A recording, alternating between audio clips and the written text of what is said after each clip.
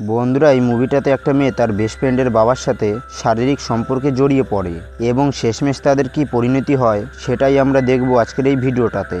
মুভির শুরুতেই আমরা কয়েকজন বন্ধুকে দেখতে পাই যারা একটা গাছের নিচে আড্ডা মারছিল। এরপর আমরা একটা মেয়েকে দেখি যার নাম আইভি এবং তার পাশে আমরা আরেকটা মেয়েকে বসে থাকতে দেখি যার নাম সিলভি, আর তার বাবা অনেক বড় লোক।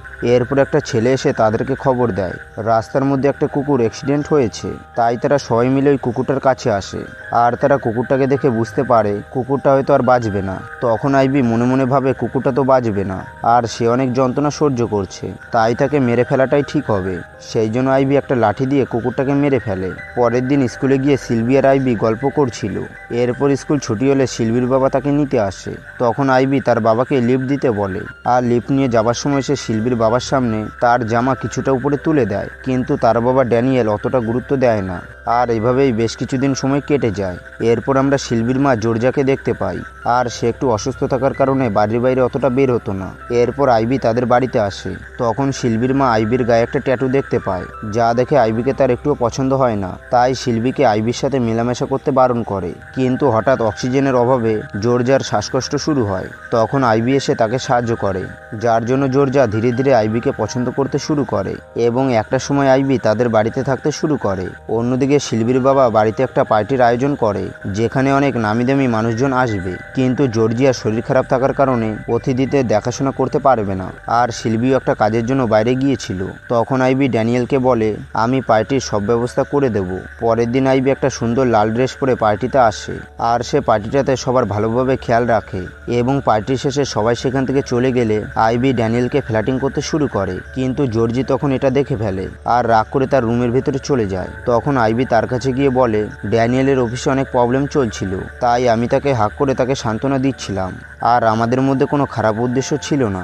এরপর আইভি জর্জিয়াকে ড্রিঙ্কের অফার করে, আর ড্রিঙ্কটা খাবার পর জর্জিয়া ঘুমিয়ে পড়ে, কারণ ড্রিঙ্কের ভেতরে ঘুমের ওষুধ মেশানো ছিল। এরপর আইভি ড্যানিয়েলের সাথে অন্তরঙ্গ হয় এবং এরপর থেকে আমরা আইভির ভিতরে অনেক চেঞ্জ দেখতে পাই। যেমন সে জর্জিয়ার ড্রেস পরতে শুরু করে, এমনকি বাড়ির সব কাজেও নাক গলাতে শুরু করে। আসলে সে পুরো বাড়িটাকে নিজের কবজায় করতে চাইছিল। এইসব দেখে সিলভির একদমই ভালো লাগে না। একদিন আইভি জর্জিয়ার সবচেয়ে ফেভারিট গাড়িতে চেপে বসে। তখন সিলভি তাকে বলে, তুমি আমার মায়ের গাড়িতে কেন হাত দিয়েছো? এই বলে তারা একে অপরের সাথে ঝগড়া করতে শুরু করে, যার জন্য সিলভি মন খারাপ করে তারা যেখানে আড্ডা মারতো সেখানে গিয়ে বসে থাকে। অন্যদিকে ড্যানিয়েল স্কুলে গিয়ে দেখে সিলভি স্কুলে আসেনি, তাই ড্যানিয়েল আইভিকে নিয়ে চলে আসে। আর মাঝ রাস্তায় বৃষ্টি শুরু হয়ে গেলে তারা দুজন জঙ্গলের মধ্যেই অন্তরঙ্গ হয়। পরের দিন জর্জিয়া বালকনিতে দাঁড়িয়ে গান শুনছিল, আর এই গানটা সিলভি তার মায়ের জন্য গিয়েছিল।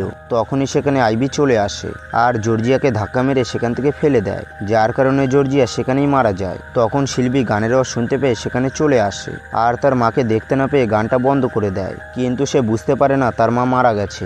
কিন্তু আইভি সিলভিকে দেখে সেখানে লুকিয়ে পড়েছিল।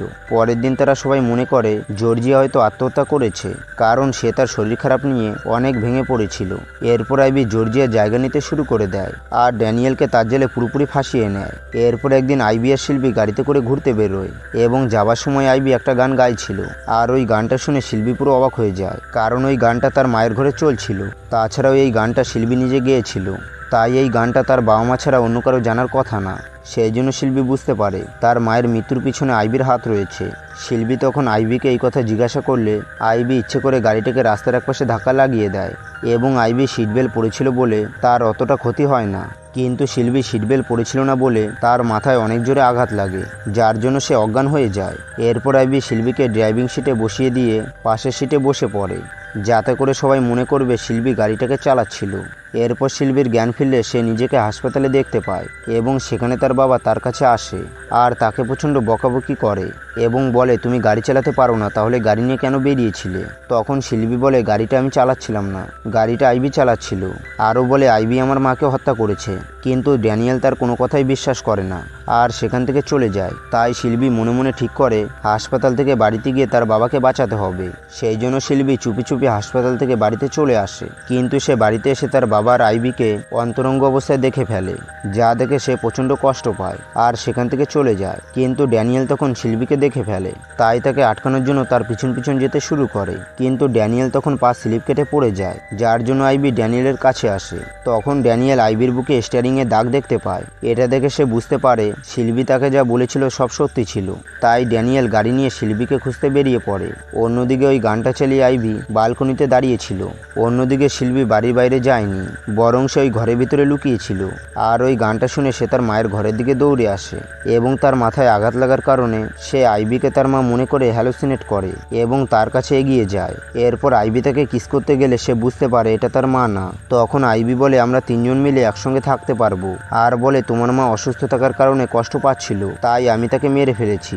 এসব শুনে শিল্পী প্রচণ্ড রেগে যায় আর আইবিকে ধাক্কা মেরে বালকনি থেকে ফেলে দেয়, যার কারণে আইবি সেখানে মারা যায়। আর বন্ধুরা, এর সাথে সাথে মুভির গল্পটাও শেষ হয়ে যায়। তো বন্ধুরা, তোমাদের এই মুভির গল্পটা কেমন লেগেছে সেটা কমেন্ট বক্সে অবশ্যই বলে যাবে। আর ভিডিওটা যদি একটু ভালো লেগে থাকে তাহলে একটা লাইক দিয়ে চ্যানেলটিকে অবশ্যই সাবস্ক্রাইব করে রাখবে। তো বন্ধুরা, আবারও দেখা হবে নতুন একটা মুভির এক্সপ্লেন ভিডিও নিয়ে।